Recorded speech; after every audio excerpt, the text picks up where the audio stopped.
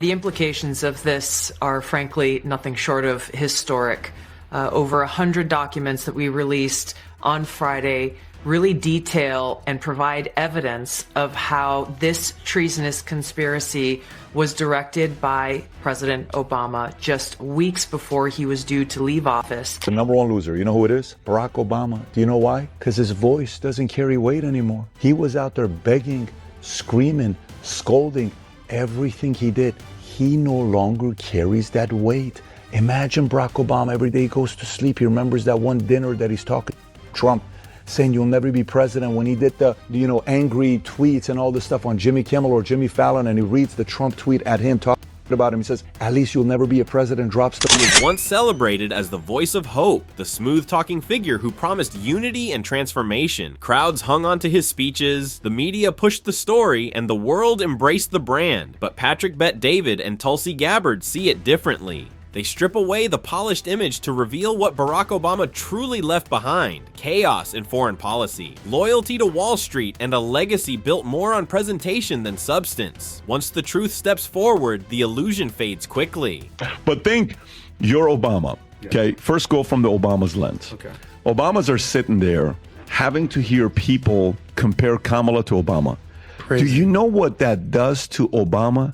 Do you know Obama is sitting there saying, shut the, that's what Obama's saying internally, right? Director Gabbard, give me your response to what we heard from former President Obama there. He's saying that none of this makes any sense, that this is a distraction. What do you say to that? It's the art of deflection coming from former President Obama, as well as his friends who are still in Congress today, and Senator Warner and Congressman Jim Himes, really all basically saying that exact same statement, which doesn't actually address the issue that was revealed in great detail in the over 100 documents that we released last week. And if you're enjoying this video, don't forget to subscribe to the channel and hit the bell icon. Barack Obama always carried himself as if he had stepped into history's VIP lounge and never left. The tailored suits, the calm voice, the famous pause every few words, like he was about to deliver a sermon instead of another recycled promise of hope and change. For years, people treated him like the intellectual giant of politics, a man whose very presence was supposed to cleanse Washington of corruption. But once Patrick Bet-David and Tulsi Gabbard start breaking it all down, the polished image falls apart faster than Obama's NCLA bracket predictions. The one thing I wanted to show is the following. So you know how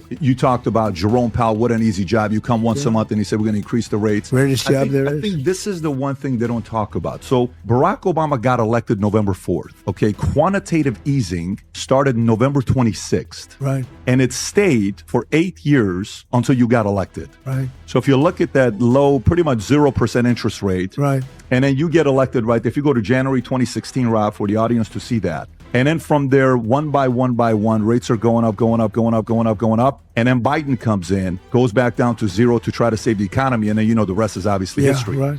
But do you think the average person knows, like, the impact of going to 0%? Behind the carefully crafted image was a man who sold himself as a savior, but delivered like a mediocre salesman pushing a used car with hidden problems. Patrick Bet-David points out that Obama was more brand than leader, a walking marketing campaign wrapped in elegant words. He wasn't a revolutionary, he was more like a tech company spokesperson on stage. All promises and excitement, but when people opened the box, there was little substance. He became the political version of an iPhone launch. Crowds lined up for hope, but ended up with the same glitches, freezes, and disappointments as before. Tom, what is the process of Nobel Prize? If he's able to do that, who nominates? Because most of the Nobel winners are on the left. Nobel Prizes, you can go look this up, are given through an arcane nomination process, and they go into a back room and they decide who they're going to give it to. And the Nobel Peace Prize is basically a political football. You look around the world at people that have really caused peace, and you have Obama made a couple speeches as soon as he was inaugurated in 2009. Oh my goodness, we give it to for fostering an environment of peace. Tulsi Gabbard takes it even further. She reminds people that Obama didn't just rely on empty slogans. He wrapped establishment-friendly policies and progressive packaging. He ran on ending wars, but expanded drone strikes as if he were running a delivery service for missiles. He promised transparency, but oversaw an administration that prosecuted more whistleblowers than any before him. Instead of dismantling the military-industrial complex, he repainted it with a modern look and sold it as change you could believe in. Capability to try try to impact the outcome of the U.S. election leading up to Election Day. The same assessment was made after Donald Trump was elected by the American people as president in 2016, defeating Hillary Clinton. And it wasn't until after that pulled President's Daily Brief document that the Principals Committee was called in the National Security Council, and President Obama then directed Obama's DNI James Clapper to lead the effort to create this new intelligence community assessment that detailed not if, but how Moscow attempted to influence the outcome of the U.S. election. The irony is that even today, many still treat him like a saint. This is the man who built his reputation on charisma while quietly rescuing Wall Street, leaving ordinary Americans struggling to survive. Patrick Bet David highlights how Obama turned yes we can into yes Goldman can, backing the very financial giants that caused the 2008 crash. Everyday families lost homes, savings, and livelihoods, while bankers padded their bonuses. Hope didn't flow downward, money did. Michelle and I couldn't be prouder to endorse you and to do everything we can to get you through this election and into the Oval Office. Oh my goodness. The words you have spoken and the friendship that you have given over all these years mean more than I can express. And we're going to have some fun. You both. Say it. It means so much. And we're going to have some fun with this That's too. right. So obviously, she's not a professional actress. Tulsi exposes the myth of the so-called anti-war Nobel Peace Prize winner. Remember, he received that award before he even settled into the Oval Office. What followed? Escalated conflicts, drone wars that turned civilians into statistics, and a Middle East more unstable after his presidency than before. She points out how Obama replaced boots on the ground with remote-controlled warfare, making killing feel like a sanitized operation. Patrick Bet David adds that a brand can sell successfully even when the product fails. Obama was like a Netflix trailer, uplifting music, inspiring moments, but the actual show was a drag filled with broken promises. His legacy, stripped of its shine, looks less like greatness and more like cleverly packaged mediocrity. After President Trump had already gotten elected, this is not a Democrat or Republican issue. This is an issue that is so serious it should concern every single American because it has to do with the integrity of our democratic republic. What we saw occur here, as the documents we released detailed, was that we had a sitting president of the United States and his cabinet and leadership team, quite frankly, who were not happy with the fact that President Trump had won the election, that the American people had chosen Donald J. Trump to be the next president commander-in-chief of the United States. Tulsi also explains how Obama's approach fueled the divided politics America faces today. He claimed to unite the nation, but his strategies thrived on subtle division. He made identity politics a permanent part of Washington, teaching Americans to see each other as demographic categories instead of neighbors. Instead of healing wounds, he deepened them, always with a smile. Half the country believed they were enlightened, while the other half felt dismissed as outdated. That arrogance fueled the backlash that led to Donald Trump's rise. Obama focused on image, whether shooting hoops, singing a line of Al Green, or making speeches trend online. Real governance was always secondary. He wasn't a commander-in-chief, he was an influencer-in-chief, more focused on curating an image than fixing the problems. The evidence that we have found and that we have released directly point to President Obama leading the manufacturing of this intelligence assessment. There are multiple pieces of evidence and intelligence that confirm that fact. The implications of this are far-reaching and have to do with the integrity of our democratic republic. It has to do with an outgoing president taking action to manufacture intelligence to undermine and usurp the will of the American people in that election and launch what would be a years-long coup against the incoming President of the United States, Donald Trump. Tulsi stresses how his obsession with appearances came at the cost of substance. Under Obama, foreign policy wasn't strategy, it was theater. Libya, sold as a humanitarian mission, collapsed into chaos, slavery markets, and terrorism. Syria spiraled under his half measures, with red lines that vanished as soon as they were drawn. Instead of stability, he left confusion disguised as caution. His words kept crowds clapping, while the world grew less safe. Patrick Bet David tackles the economic myth as well. While the gig economy exploded, wages stagnated, and corporations thrived. Main Street was left struggling. Obama wasn't the champion of workers. He was the public relations man for global corporations, funneling money upward while leaving scraps for the people.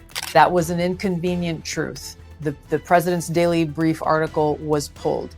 It has never been published until we released it about a week and a half ago. Instead, this new intelligence assessment was ordered by President Obama that contradicted directly every other intelligence assessment that had been published prior to the election, as well as assessments that had been pushed forward after the election. Tulsi digs into the hypocrisy of his progressive image. Obama preached about climate change, yet under him fracking surged and fossil fuel production increased. He promised transparency, yet spied on journalists and surveilled citizens. He spoke of empowering the people, but left them trapped in a system that only benefited elites. His presidency became a lesson in double standards, preaching morality, while taking money from the very industries he claimed to restrain.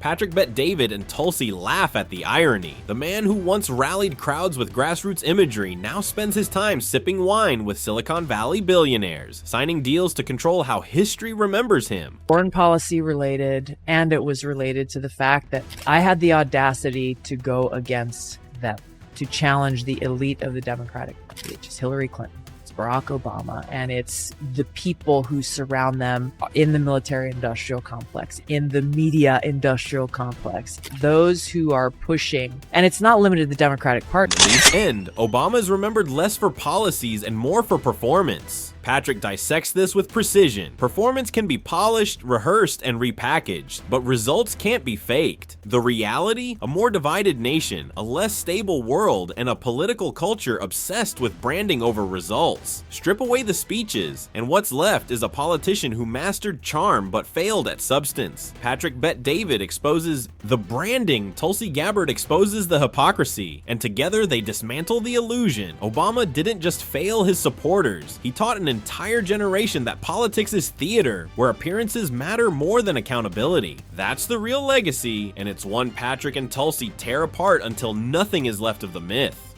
I'm going to go to the next topic here, which is Adam's top topic, talking about Obama saying every man needs a gay friend. So Obama goes Barack, on his wife's podcast, okay?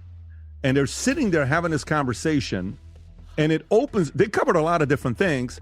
Right off the bat, they talked about the divorce. Hey, aren't we supposed to be getting a divorce and all this stuff? The Affordable Care Act became Obama's signature domestic achievement, but when Patrick Bet-David and Tulsi Gabbard dig deeper, the flaws are clear. Sold as bold reform, it quickly revealed itself as a confusing bureaucracy that left millions still uninsured, with premiums soaring and small businesses struggling under new costs. The law looked more like a gift to insurance companies than relief for working families. Obama acted as if he had transformed healthcare, but in truth, he delivered a clumsy compromise that functioned as advertising for private insurers. Patrick reminds viewers that this so-called landmark was less reform and more image building. The People's Champion left Americans with higher deductibles and fewer options, while celebrating it as a legacy. President Obama will go down as perhaps the worst president in the history of the United States! Exclamation point.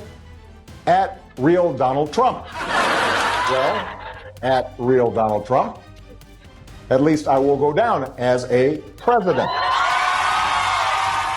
Obama has to eat his words for the rest of his life. It's gotta suck. The #1 loser of 2024 election. In the Iran nuclear deal, praised by Obama's supporters as a diplomatic triumph. But under scrutiny, Patrick Bet-David calls it what it really was: political theater designed to polish Obama's global image. He wanted to be seen as the peacemaker, the deal maker who could avoid war with a signature. But the deal was weak, temporary, and critics said it empowered the very regime it was meant to restrain. Billions were unfrozen, Tehran's influence expanded, and allies in the region felt betrayed. Tulsi highlights how it was more of a photo opportunity than a lasting solution. She also notes Obama's behind-the-scenes role in pushing Joe Biden as the Democratic nominee to block outsiders like Bernie Sanders. For someone who claimed to reject dirty politics, Obama showed he was the machine itself, pulling strings while pretending to stay above it all. Just tell me if this seems like they woke up together in the same bed this morning, the last week, the last month, the last 90 days, or if they live in two different places. Just watch this real quick. Go ahead, Rob. Wait, you guys like each other? Oh, yeah, really, huh? That's the rumor mill. Yeah, slap that hand It's hard. my husband, y'all. Send me back. Patrick points out the glaring contradiction. Obama once railed against Wall Street, but now earns huge fees speaking to the same bankers. He didn't drain the swamp, he turned it into a private golf club. His post-presidency has become one long cash grab, hidden behind memoirs, Netflix deals, and luxury-speaking gigs. Obama became the motivational speaker of politics, monetizing his brand while his supporters were left reconciling their belief in hope with the emptiness that followed. Tulsi cuts through his image as a respected global figure, saying, "The world didn't see strength, it saw hesitation dressed up as caution." Patrick closes with a sharp point. Obama will be remembered less for what he accomplished and more for how he made people feel. But history doesn't measure speeches, it measures results. And when the glow fades, the reality is undeniable.